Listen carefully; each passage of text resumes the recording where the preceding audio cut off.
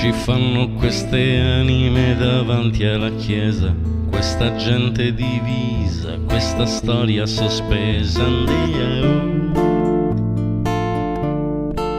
Andea,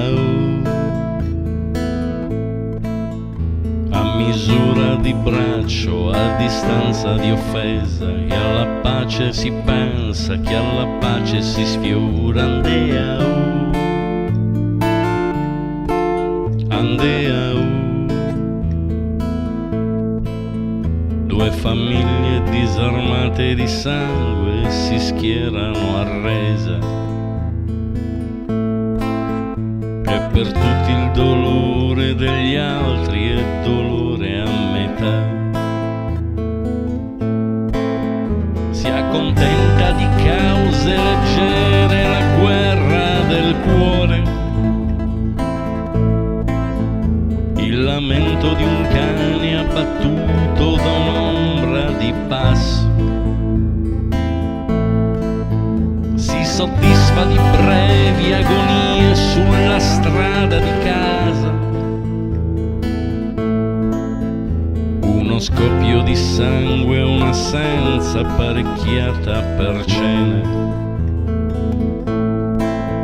e ogni sparo di caccia all'intorno si domanda fortuna. Che ci fanno queste figlie a ricamare cucine, queste macchie di lutto rinunciate all'amore. Andea,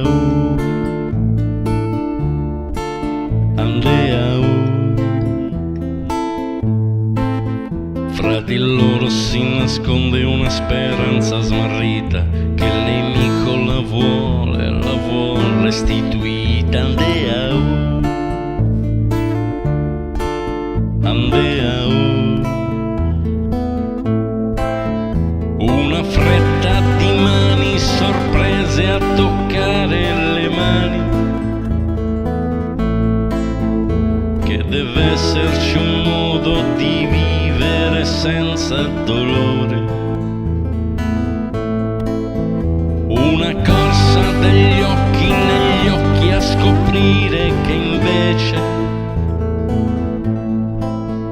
è soltanto un riposo del vento, un odiare a metà. E alla parte che manca si dedica all'autorità, che la disamistade si oppone alla nostra sventura. Questa corsa del tempo a sbagliare destini e fortune, che ci fanno queste anime davanti alla chiesa, questa gente divisa, questa storia sospesa.